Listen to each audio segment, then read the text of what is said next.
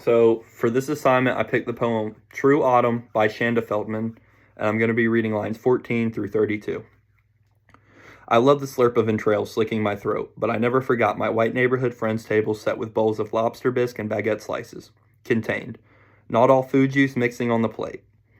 Over dinner, my mother talked stories of her father stringing hogs for November slaughter as a segue to discussing black family mobility, and my father drew imaginary lines from stomach to mouth, a knife gutting the hog body.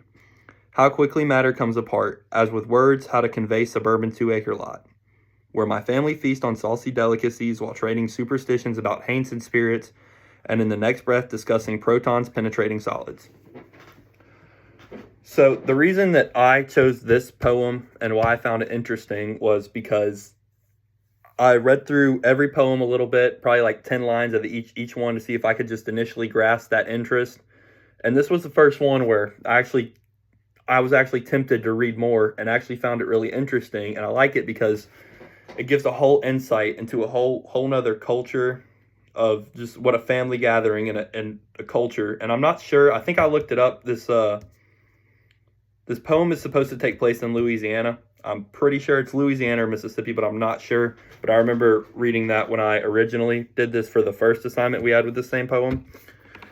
So I thought just the aspect of diving into a new culture and learning more. I didn't even know what a chitlin was until I read this, so that was actually pretty interesting. I would say my favorite line from this poem is the one where it says,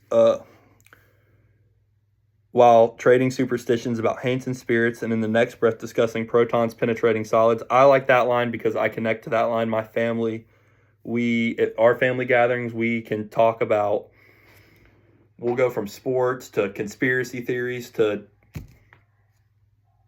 the president, just anything that, whatever. We're all over the place, and it's always 50-50 divided. We're talking about one thing. We'll start arguing. We'll go down a rabbit hole. We won't even remember what we're originally arguing about. So it's just that interaction is really familiar to me, and I understand exactly what the writer is talking about here.